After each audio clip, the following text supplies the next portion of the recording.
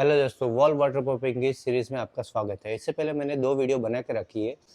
एक वीडियो में मैंने घिसाई से लेकर फाइनल पेंट तक का पूरा प्रोसेस दिखाया है और उसके बाद स्टेप बाय स्टेप हमने स्टार्ट किया है। दूसरी वीडियो में मैंने क्रैक सील को कैसे लगाना है वो आपको अच्छे से बताया है। तो दोस्तों इस वीडियो में हम बताने वाले हैं कि क्रैक सील लगा लिया हमने, उसके बाद केमिकल भी लगा लिया, तो उसके बाद आता है कि एक्रेलिक पुट्टी या फिर वाटरप्रूफ पुट्टी या फिर नॉर्मल पुट्टी, तीनों में से कौन सी लगानी चाहिए वाटरप्रूफिंग के काम के लिए। क्योंकि ये पॉइंट दोस्तों सबसे ज़रूरी होता है। हमने केमिकल तो लगा लिया, उसके बाद हमें फिनिशिंग भी चाहिए। फिनिशिंग के लिए हम पुट्टी यूज़ करते हैं और पुट्टी कौन सी यूज़ करनी है, कहाँ पर कौन सी यूज़ होती है, वो सब देखना भी ज़रूरी होता है। उसी के ऊपर हमारा आगे का जो फिनिशिंग है पेंट का, वो निर्भर होता है। इसलिए हमें एक बात तो याद रखनी पड़ती है कि acrylic putty, waterproof wall putty या फिर नॉर्मल जो व्हाइट सीमेंट बेस्ड पुट्टी आती है, वो यूज़ करनी चाहिए। तो दोस्तों वीडियो स्टार्ट करने से पहले अभी तक की मैं आपको जो आगे की प्रोसेस है वो जल्दी जल्दी बता लेता हूँ। सबसे पहले दोस्तों हमें अच्छे से इसे सफाई करनी होती है। सफाई किस तरह से करनी है अगर वो आपको नहीं पता है तो ऊपर मैं आई बटन में वीडियो दूंगा और यहाँ पर अभी आप देख सकते हो वायर ब्रश या फिर पुट्टी का जो ब्लेड होता है उसकी मदद से अच्छे से सफाई करनी होती है। जितनी भी हमारा लूज पार्टिकल है, प्लास्टर है, उसमें से रेती वगैरह चढ़ रही है तो उसे अच्छे से साफ करना होता है। उसके बाद हमारा ब्रश लेना है नॉर्मल कोई भी, उससे अच्छे से साफ कर लेना है ताकि हमारे जो धूल मिट्टी है वो भी हट जाए, हमने घिसने की वजह से हुई थी वो। या फिर आप पानी से साफ कर सकते हो। साफ करने के बाद हमें क्रैक वगैरह को फिल करना होता है। क्रैक फिल करने के लिए हमने पूरी वीडियो ऊपर आई बटन में या फिर यहाँ कहीं पे हो रही होगी, वहाँ पे जाके देख सकते हो।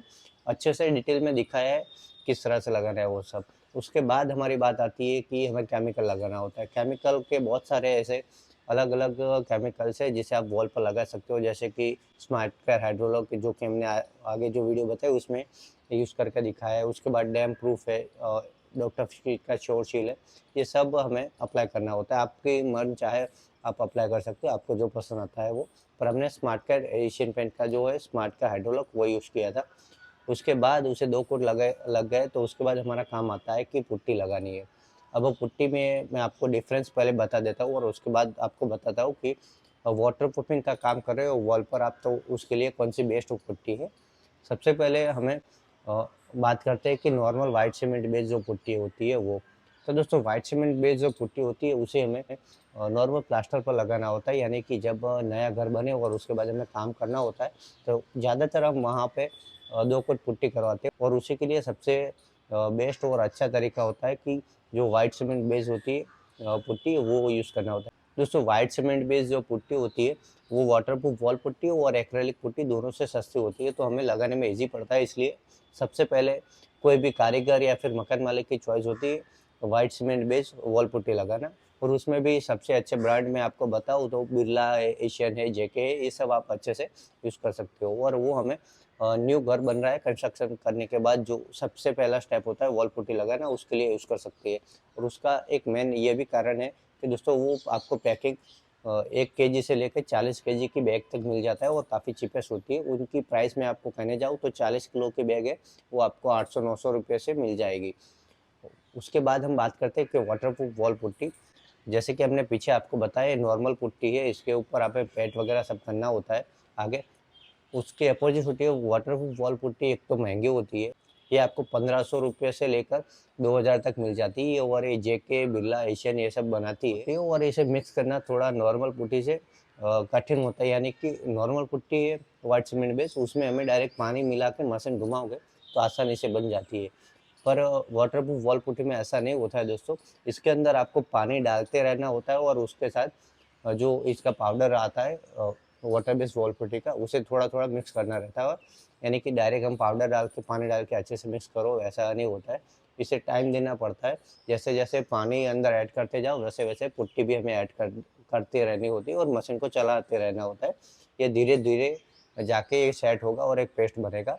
तो नॉर्मल पुट्टी से एक तो ये टाइम ज़्यादा लेता है पेस्ट बनने में, मतलब उससे तो अच्छी है क्योंकि नाम से ही वाटर प्रूफ है तो ये पुट्टी अच्छी है और इसलिए उस हिसाब से टाइम वगैरह भी लेती है। अब बात करते हैं कि एक्रेलिक वॉल पुट्टी। दोस्तों आपको अगर पता हो तो पहले के टाइम पर जब पुट्टी वगैरह नहीं थी तो जो वाइट चॉक होता है और इनेमल पेंट बना के एक ऐसा पेस्ट बनाते थे जिससे वो दीवार पर लगाएगी तो नॉर्मल पुट्टी से वो ज़्यादा बहुत अच्छे से स्मूथनेस देता था हमारे वॉल पर, एकदम स्मूथ सरफेस देता था। उसके ऊपर हम आगे जो महंगे पेंट करें तो काफ़ी अच्छा रिजल्ट मिलता था और एकदम स्मूथ फिनिश मिलती थी।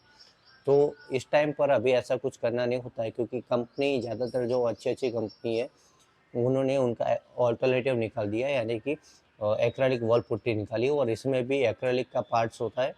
और स्मूथनेस का तो क्या ही करना है, जैसे कि वो आपको व्हाइट चॉक बेस वाली जो सरफेस थी उससे स्मूथनेस आती थी, वैसे ही इससे स्मूथनेस आती है और काफ़ी अच्छे से फिनिशिंग होता है। इसे लगाना भी बहुत आसान होता है, क्योंकि ये आपको रेडीमेड मिलता है। इसे बनाना ऐसा कुछ झंझट नहीं रहा। आप इससे डायरेक्ट आपको 1 केजी, 4 केजी और 20 केजी और ऐसे बाल्टी में आपको मिल जाता है, और इसे रेडी टू यूज़ होता है। डायरेक्ट डब्बा खोलना है और हमें लगाना स्टार्ट कर देना है।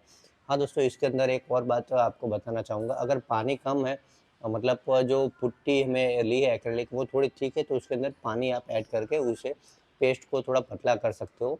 बाकी अगर पेस्ट रेडी है, आपको लगाने जितना पहले से अच्छा मिला है, तो उसके अंदर कुछ भी ऐड नहीं करना है। थोड़ा सूख गया है तभी हमें इसके अंदर पानी ऐड करके इसे थोड़ा पेस्ट जैसा बनाता है, जो हम पुट्टी से या फिर पुट्टी ब्लेड से अप्लाई कर सके वैसा।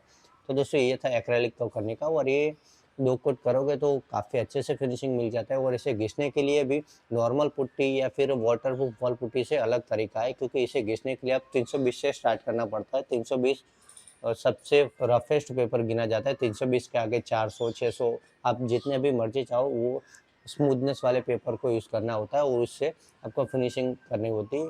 एक्रेलिक पुट्टी लगाने के बाद आपको उसका निकालना नहीं होता है, बस ये ध्यान रखना होता है कि जो हमारे पुट्टी के ब्लेड के जो लाइन्स आए उसे हटाना होता है। वो हटाने के लिए ही हमें पेपर लगाना होता है, और वॉल को और ज़्यादा स्मूथ करने के लिए हमें ये स्मूथ पेपर यूज़ करना होता है। आई होप दोस्तों आपको ये तीनों में फ़र्क समझ आया होगा, जैसे कि white cement based putty, waterproof putty और एक्रेलिक पुट्टी। अब हम बात करते हैं कि तीनों में से हमें जो वाटरप्रूफिंग का काम करना है उसके ऊपर कौन-सा लगाना चाहिए। हाँ दोस्तों, मुझे पता है बहुत टाइम ले लिया और ये सब समझाने में, पर ये दोस्तों ज़रूरी है, क्योंकि आप जब वाटरप्रूफिंग का काम करवाना चाहो या फिर खुद से करना चाहो, तो ये सब आपको नॉलेज होना चाहिए, ताकि आप अपनी जो वॉल है उसके ऊपर अच्छे से प्रिपरेशन कर सको और कौन-सी पुट्टी कहाँ पर लगानी है वो आपको आइडिया रहे। अब बात करते हैं दोस्तों इसके ऊपर कौन-सी लगानी चाहिए।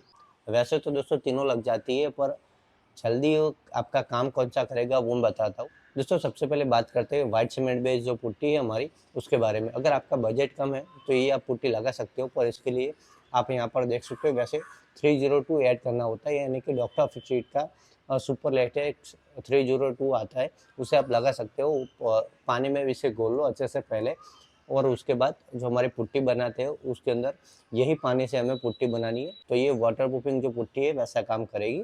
आपका अगर बजट कम है, तो आपका बजट थोड़ा अच्छा है, तो आप वाटरप्रूफ वॉल पुट्टी ही यूज़ कीजिए, क्योंकि उससे आपके जो एक तो आपने केमिकल लगाया उसको प्रोटेक्शन मिल जाएगी, और डबल लेयर वाटरप्रूफ हो जाएगी। पहले तो हमारा केमिकल वाटरप्रूफ था, उसके बाद पुट्टी भी वाटरप्रूफ है। दोस्तों पुट्टी में एक बात बताना चाहूँगा, ये पूरी तरह से वाटरप्रूफ नहीं होती है, पर ये थोड़ा जो नमी वगैरह आने देती है ना बारिश के वजह से, या फिर जो होता है ना मौसमी धब्बे आते हैं, वो नहीं आने देती वाटरप्रूफ वॉल पुट्टी, इसीलिए ये ज़्यादा प्रेफरेंस पे लिया जाता है। तो वाटरप्रूफिंग पुट्टी आप लगा सकते हो, और आपका है कि हमें वॉल अच्छे से करनी है, इसके ऊपर कोई अच्छा पेंट भी करना है, तो आप उसके ऊपर एक्रेलिक पुट्टी ज़रूर यूज़ करना दोस्तों।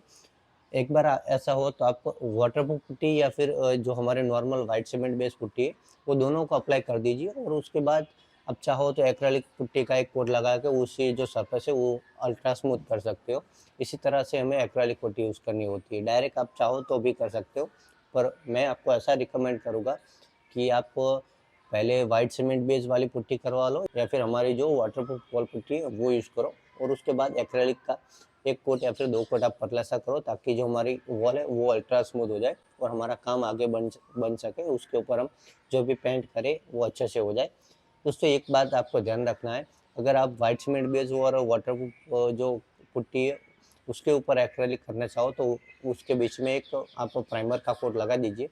प्राइमर का कोट लगाने के लिए आप वाटर बेस्ड प्राइमर या फिर ऑयल बेस्ड प्राइमर कुछ भी लगा सकते हो।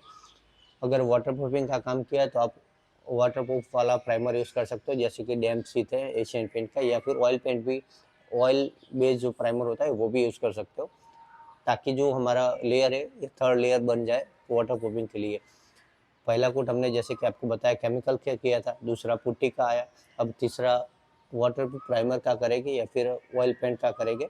तो अच्छे से 3 कोट हो जाएगी और उसके बाद आप 1 या 2 कोट एक्रेलिक पुट्टी लगा लीजिए और इससे हमारी सरफेस अच्छे से रेडी हो जाएगी आगे का जो प्राइमर पेंट करने के लिए।